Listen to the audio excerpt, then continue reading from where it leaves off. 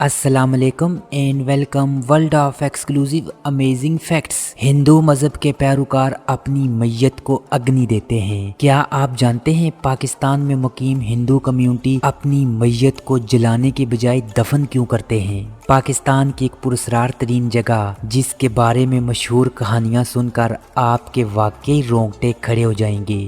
گاڑیوں اور motor bike کے ٹائروں پر یہ کوڈ کیوں لکھا ہوا ہوتا ہے؟ کیا آپ اس کا مطلب جانتے ہیں؟ جاپان میں ایک پراسرار گڑیا پائی گئی جس نے جاپانی لوگوں کی نیندیں اڑا کر رکھ دی۔ بسکٹس میں یہ چھوٹے چھوٹے سوراخ کیوں رکھے جاتے ہیں؟ کیا آپ ان کے متعلق جانتے ہیں؟ اگر آپ ان کے متعلق نہیں جانتے تو میرے ساتھ رہیے گا، آپ کو میں ان سبھی سوالوں کا جواب آج کی ویڈیو میں دوں گا۔ ویڈیو شروع کرنے سے قبل نئے دیکھنے والوں سے گزارش ہے آپ چینل کو سبسکرائب کیجئے اور بیل آئیکن کو ضرور دبائیے گا، کیونکہ جب بھی میں کوئی نئی ویڈیو اپلوڈ کروں گا اس کا نوٹیفیکیشن آپ کو مل جائے گا۔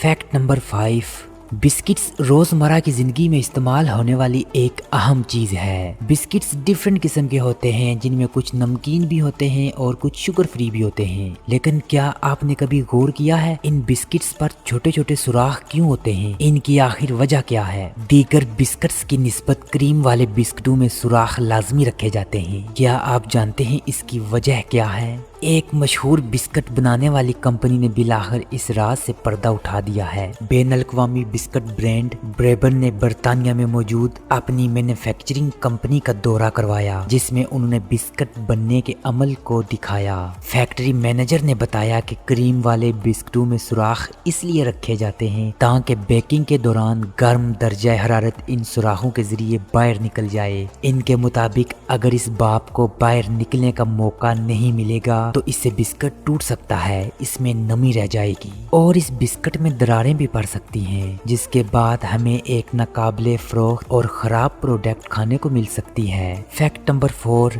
جاپان سمیت انٹرنیٹ پر ایک ایسی گڑیا کے چرچے عام ہیں جس کے بال مصنوعی نہیں ہیں بلکہ انسانی بال ہیں۔ اوکائیکو نامی یہ گڑیا ایک پراسرار گڑیا کے طور پر سامنے آئی ہے جس کے بال انسانوں کی طرح لمبے ہو رہے ہیں۔ جاپان میں موجود اس گڑیا کے بال انسانوں کی طرح بڑھتے رہتے ہیں۔ یہ گڑیا ایک بچی کے پاس تھی جس کی عمر صرف 3 برس تھی۔ اس کے مرنے کے بعد اس گڑیا کو حفاظت کے ساتھ اس کی نشانی کے طور پر رکھ دیا گیا۔ برسوں بعد اس کے بال قدرتی طور پر بڑھتے رہے۔ یوں اس گڑیا نے جاپانی لوگوں کی نیندیں اڑا کر رکھ دی۔ یہ گڑیا جاپانیوں کی توجہ کا مرکز بنی اور عالمی میڈیا کی سرخیوں پر بھی چھائی رہی۔ فیکٹ نمبر 3، ہندو مذہب کے ماننے والے اپنی میت کو آگ میں جلاتے ہیں، یعنی کہ اگنی دیتے ہیں۔ یوں اگنی یا سنسار کرنے والی رسم کے لیے اوسطاً 15 سے 20 ہزار روپے کا خرچہ آتا ہے، کیونکہ اس رسم کے لیے 10 سے 12 من مہنگی لکڑی درکار ہوتی ہے۔ ماضی میں اس مقصد کے لیے سندر کی خوشبودار لکڑی بھی استعمال کی جاتی تھی، مگر اب اس کی جگہ عام لکڑی بھی استعمال کی جاتی ہے۔ یوں اس عمل کے لیے گھی، کافور، ناریل کا تیل، اگربتی بھی جلانے کی رسم میں درکار ہوتی ہے۔ مہاراج نہال چند کے مطابق اگنی سنسکار کے لیے آنے والا خرچہ بھی ایک اور سبب ہے جس کے باعث غریب لوگ دفنانے کو ترجیح دیتے ہیں۔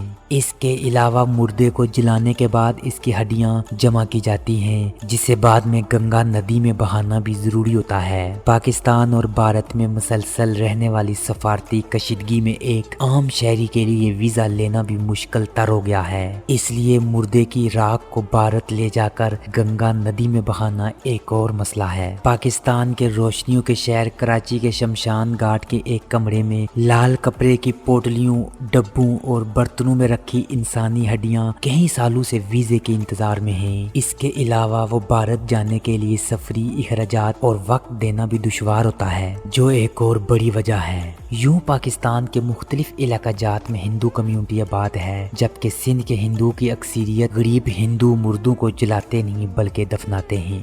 فیکٹ نمبر 2، गाड़ी या मोटर बाइक्स के टायर खरीदने के लिए हम या तो दूसरों के मशवरे का सहारा लेते हैं या फिर दुकानदार जो बताता है इसे सच जान लेते हैं, जबकि टायर के ऊपर दर्ज मालूमात पर कभी हम तवज्जो नहीं देते। हालांकि इसकी मदद से हमें टायर के मतलब इंतहाई अहम मालूमात हासिल हो सकती है। आइंदा जब भी आप टायर खरीदें तो इसके ऊपर दर्ज हिंसों और हरूफ को जरूर देखें, इनसे क्या मालूम होता है आइए देखते हैं। अमूमन टायर के ऊपर इस तरह के नंबर देखे जाते हैं R1591 H65195।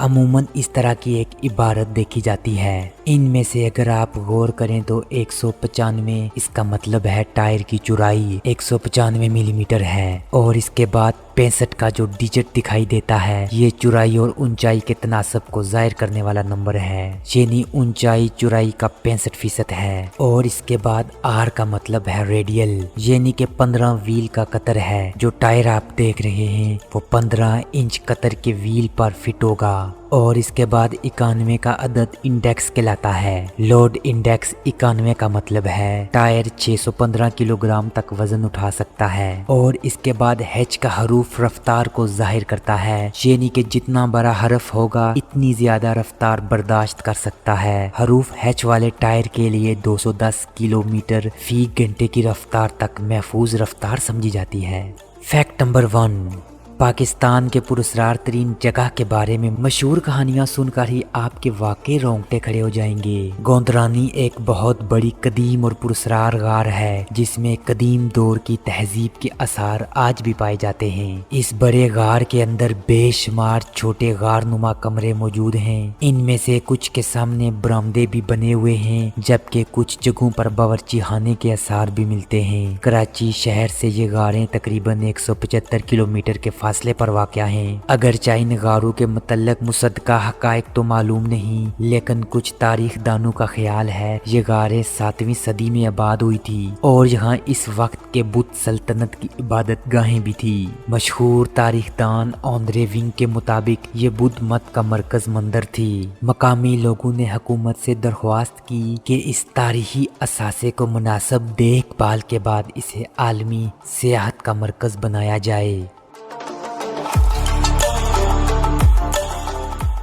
जी तो वीवर्स, कैसी लगी आज की वीडियो? आपसे होगी मुलाकात अगली वीडियो में। तब तक के लिए मुझे दीजिएगा इजाज़त। अल्लाह निगहबान।